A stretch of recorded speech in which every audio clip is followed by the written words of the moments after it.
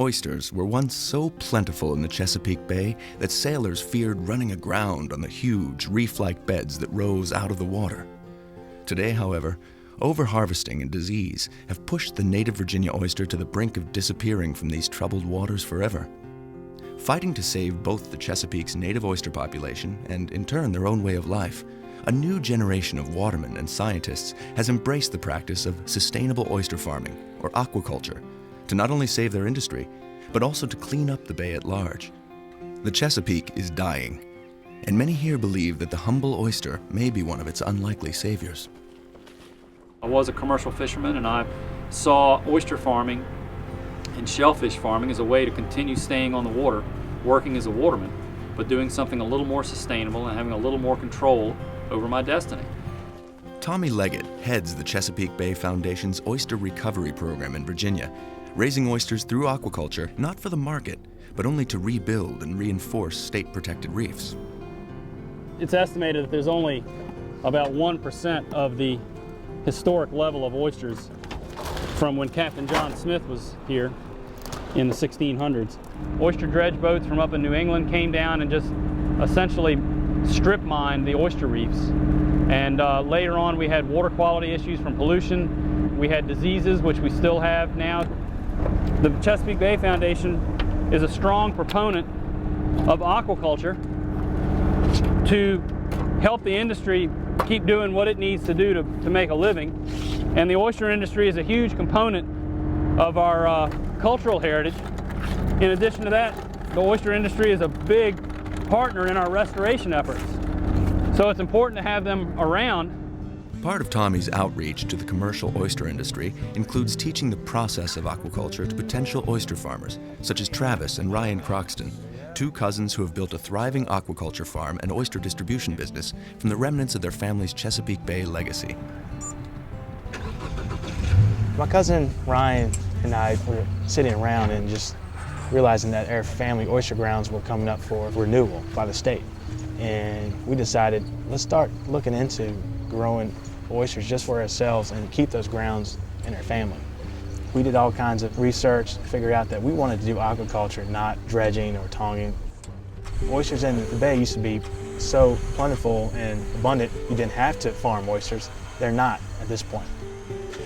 While their family business, the Rappahannock River Oyster Company, is new to aquaculture, there have been Croxtons harvesting oysters in the Chesapeake since the 1800s.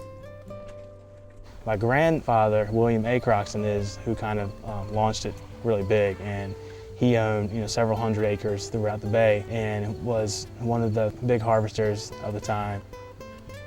The first memories that I have are actually driving with him onto a pier that was made entirely of oyster shells. He would actually have his boats bring in oysters that he had harvested. He just loved oysters so much and loved sharing them. The only regret we have is that we got into this business after he passed away, so we kind of wish we could share with him what we've done.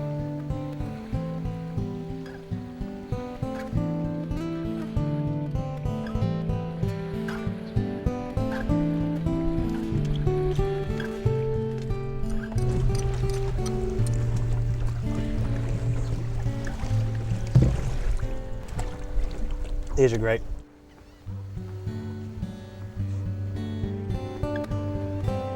Ryan and I also travel quite a lot to different cities to meet with chefs, show them our product. That's what actually makes us real happy. They realize that we are growing the oysters, we grow all the product, and this is what we do. Our samples of our oysters. Put them right here, guys. What's the value of aquaculture versus hand tonging? It's just efficiency, besides the fact that it's better for the environment. Yeah, it's better business. Yeah. For one, because you got a sustainable crop.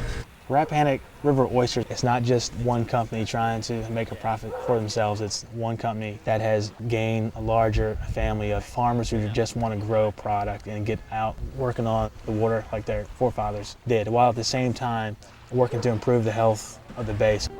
Two of their partners, David Chamberlain and Luke Briza, distribute many of their Snow Hill oysters under the Croxton's Rappahannock label. I'm David Chamberlain. The name of the company is Great Eastern Shellfish Company, and I've been doing it for about 15 years in all. Luke Briza, I'm a partner in Great Eastern Shellfish. We're on a small island off of Chesapeake Bay, and this is our oyster farm. Well, I was by myself down here when this started, and he came down here and visited, called me first, and took some notes and stuff and went away to do it himself, but ended up he came back here. It's easier with two.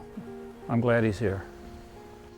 We raise our oysters on the top of the water column in PVC pipe rafts that we've made, and the oysters will stay in here for about 18 months. These oysters here, we'll take them out and market them this year.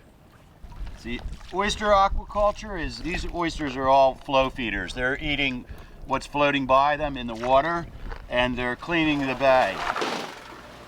Oysters feed off of algae and nutrients floating by in the water, and some believe that a healthy oyster population could filter many of the problems out of the bay. Dr. Donald Merritt, the program director of the Oyster Hatchery and Recovery Program at the University of Maryland's Horn Point Laboratory, showed us how the oysters clean the water around them. This illustrates how the mechanism that oysters use to remove algae and particles from the water. What you're seeing is a close-up of the gills of a live oyster that's had one of its shells removed. And the dark pieces that you see in here are actual algal cells that are being filtered from the water and transported down towards the mouth, which is at this end. But can oysters alone filter out the thousands of tons of algae, sediment, and waste choking the life out of the bay? Everybody has fixated on, gee, we're going to put oysters out there and the bay is going to suddenly become clear and clean and whatever. I don't know that that's a workable goal. It's certainly going to help. Oyster recovery, to me, is as much about habitat and filtering. The real valuable thing is all the habitat that they provide. All the little animals that feed the Chesapeake thrive around these man-made oyster beds, which become life support systems for the bay. The more acres of healthy oyster reef out there you have, the more impact that's going to have on the whole Chesapeake Bay ecosystem.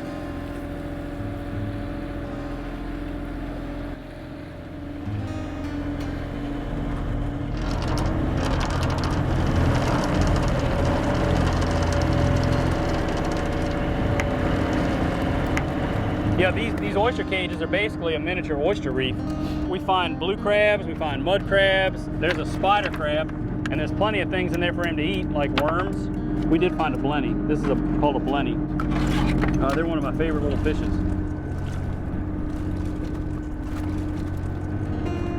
Nothing will happen to the water if you're not there with aquaculture. And when aquaculture comes in, something does happen and it's positive. The water gets cleaner. And you will find all the little creatures that need to be fed out there come to the farm to find shelter and food, and it becomes a win-win situation.